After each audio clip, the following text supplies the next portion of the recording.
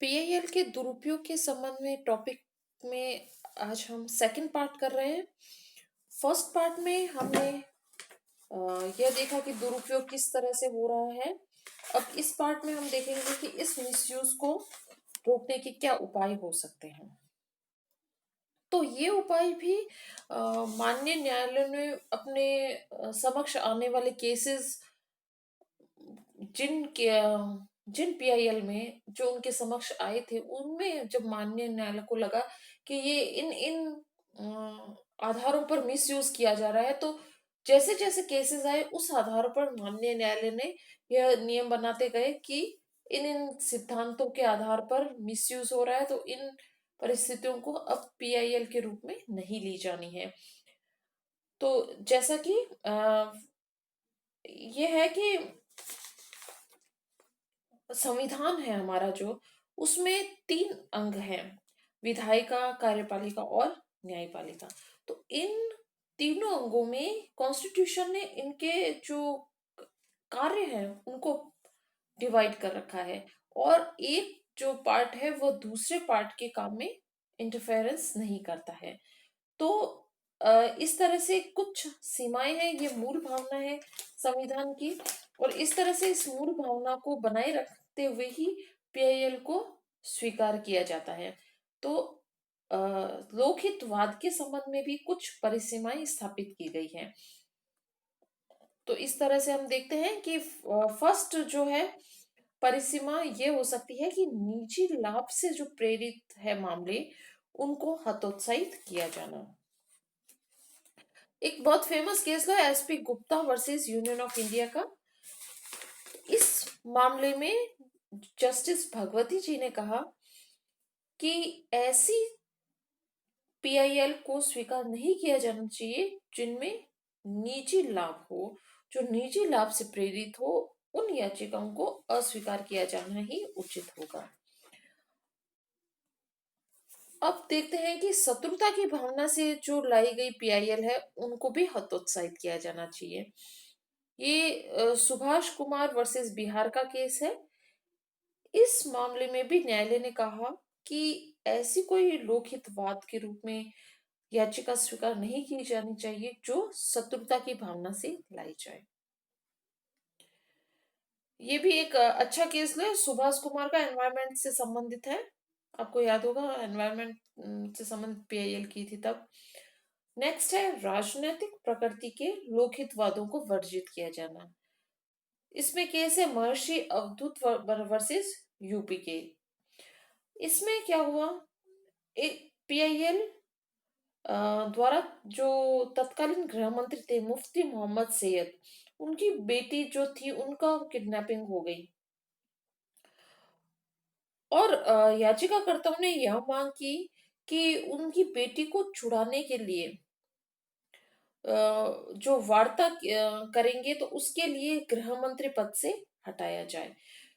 तो माननीय न्यायालय ने इस पीआईएल में कहा कि राजनीतिक प्रकृति की याचिकाओं को लोकहितवाद नहीं माना जा सकता और ऐसी याचिकाओं को खारिज ही किया जाना चाहिए।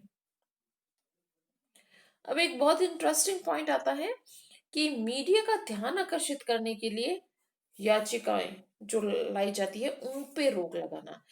और आजकल वर्तमान परिप्रेक्ष्य में तो ऐसी लोकहितवाद याचिकाओं की अंबार लगी हुई है जो सिर्फ पब्लिसिटी स्टंट के लिए, मीडिया का ध्यान आकर्षित करने के लिए की जाती है।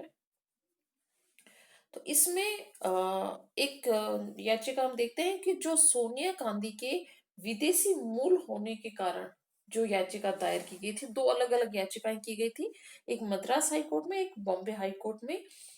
तो दोनों ही याचिकाओं में सिर्फ मीडिया का ध्यान आकर्षित करने के उद्देश्य से की गई थी, और ऐसी याचिकाओं को हतोत्साहित करने के उद्देश्य से बॉम्बे हाई कोर्ट ने याचिकाकर्ता पर 10,000 रुपए का जुर्माना लगाया और मद्रास हाई कोर्ट ने 5,000 रुपए का जुर्माना लगाया था। इसके साथ ही एक और हम देखते हैं पीआईएल जो की गई थी, वह जो पाकिस्तान के प्रेसिडेंट थे परवेज मुशर्रफ, उनके संबंध में दायर की गई थी। वे जब वार्ता के लिए आगरा यात्रा पर आए थे, तो एक एडवोकेट ने यह पीआईएल दायर कर दी कि उनको आगरा विजिट से रोका जाए। तो माननीय न्यायालय ने कहा कि इसमें याचिका करने का लोकहित उद्देश्य कदापि नहीं है, और यह सिर्फ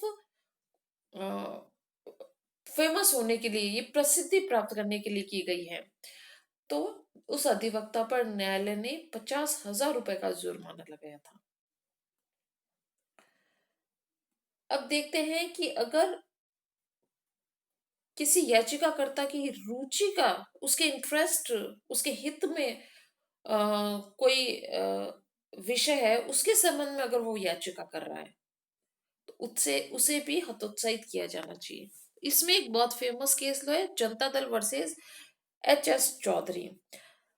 ये Janata Dal versus H S Chaudhary का केस ऐसा फेमस है कि जब शॉर्ट क्वेश्चंस में है कि पीआईएल का दुरुपयोग क्या होता है, तो दो तीन केसेस ऐसे हैं, जैसे Janata Dal versus H S Chaudhary है, कृष्णा स्वामी वर्सेस यूनियन ऑफ इंडिया। ये ऐसे केसेस हैं जो बहुत अच्छे फेमस केसेस हैं पीआईएल के दुरुपयोग के संबंध में।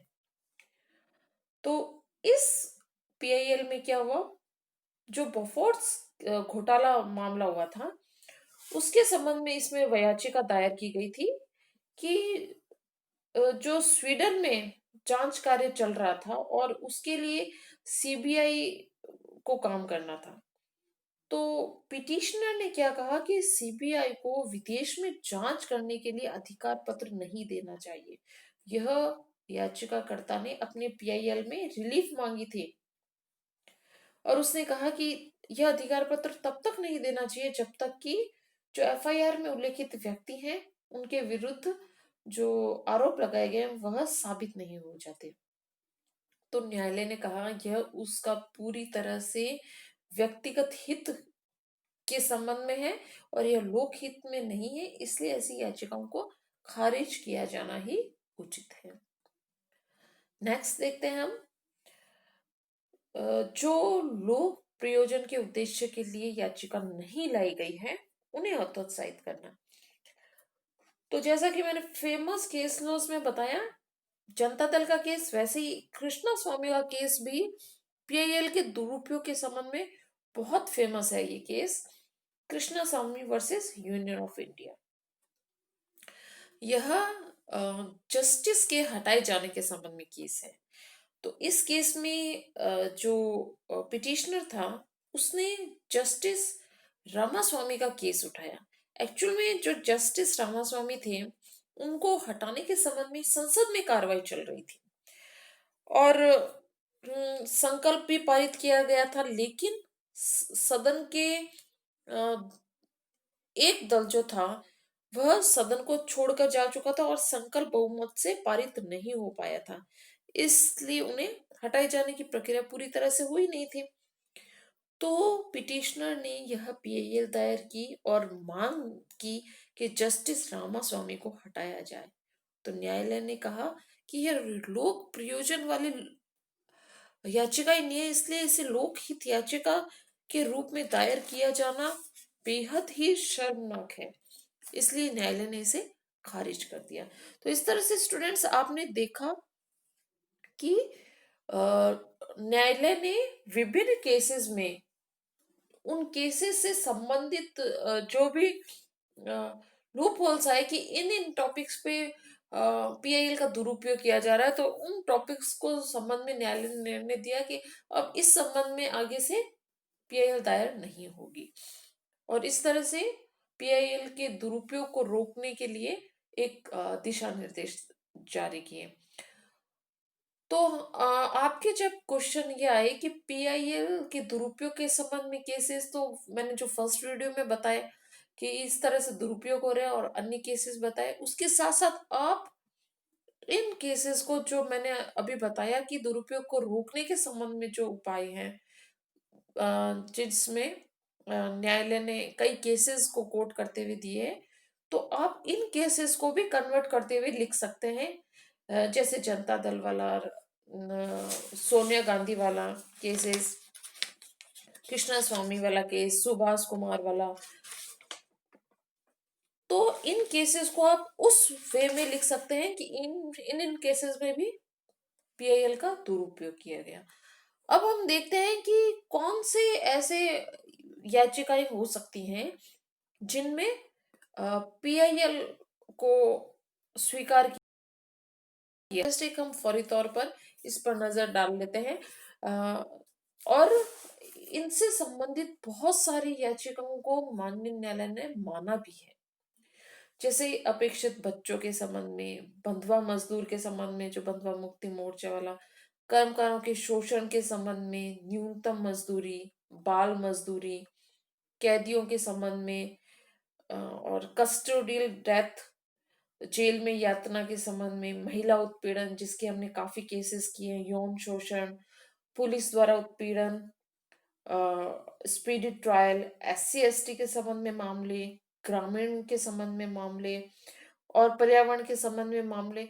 तो ऐसे कई विषय हैं जिन पे पीआईएल को स्वीकार किया जाना चाहिए। और माननीय सुप्रीम कोर्ट ने ऐसे बहुत सारे केसेस को, जैसे पर्यावरण के संबंध में हमने काफी केसेस देखे थे, तो ऐसे केसेस को माननीय न्यायालय ने स्वीकार किया है। और ये वाकई में लोक हित याचिकाओं के उद्देश्य को पूरा करता है, क्योंकि ये ऐसे समुदाय के हितों को न्याय दिलाता है, न्यायालय तक पहुंच दिलाता है, जो कि अ, अपने अपनी खुद की आवाज उठाने में असमर्थ रहते हैं। अब फ्रेंड्स, नेक्स्ट वीडियो में हम कुछ केसेस और देखेंगे जिनमें सुप्रीम कोर्ट और हाई कोर्ट ने अ, यह कहते हुए पीआईएल खारिज कर दी कि यह पीआईएल का दुरुपयोग है। यानी कि पीआईएल के दुरुपयोग के केसेस हम और देखेंगे। Thank you so much.